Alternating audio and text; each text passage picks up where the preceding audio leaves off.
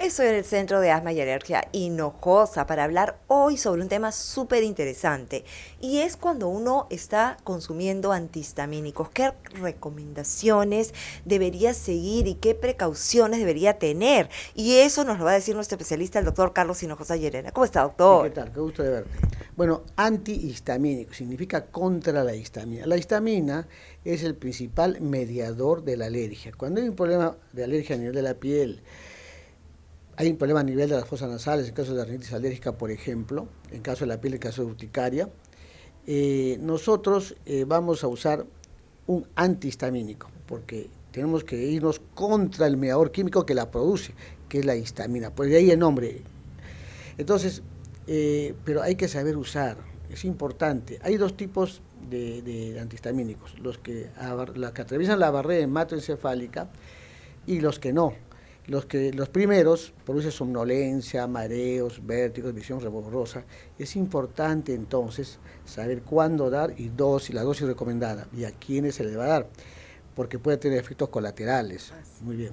Entonces, los antihistamínicos de segunda generación, que son los más usados, hay que tener precauciones. Por ejemplo, se debe prescribir siempre la dosis recomendada.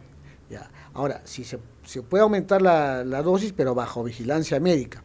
Y es importante también limitar el uso de gestantes y niños. Por ejemplo, si tú le das a una persona que esté embarazada en los primeros meses, sobre todo es importante, en una etapa que se está desarrollando el sistema nervioso central, y tú le vas a dar un antihistamínico, también va a pasar al claustro materno y va a producir efectos a nivel del cerebro, fíjate. Entonces es importante, no es cuestión de que si una embarazada tiene un problema de alergia, se le va a recetar el antihistamínico. Entonces hay que tener mucho cuidado entonces en las gestantes.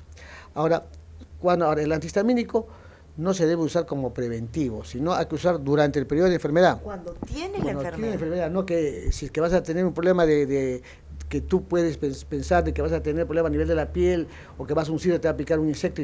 No, tiene que ser en caso de que tenga el problema. Muy bien.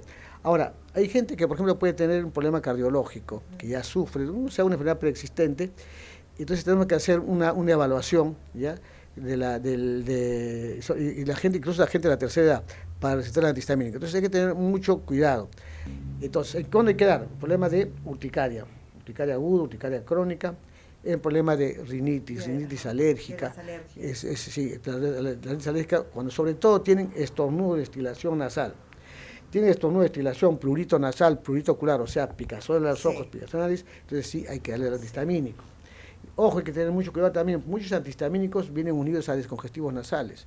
Entonces, si tú le vas a dar esa combinación y el paciente, por ejemplo, tiene un problema de hipertensión arterial o tiene un problema de glaucoma, va a aumentar la hipertensión ocular y la hipertensión arterial. Ojo con eso. Entonces, fíjate que el antihistamínico cuando uno toma, que no vaya unido a un descongestivo nasal que puede tener efectos colaterales serios. Perfecto, doctor. Muchísimas gracias y mucho menos a la automedicación. Gracias por esta nota tan interesante, doctor. Nosotros volvemos con más, con el último bloque del programa. No se vaya a mover y el doctor se queda acá atendiendo. Gracias. Gracias a ti.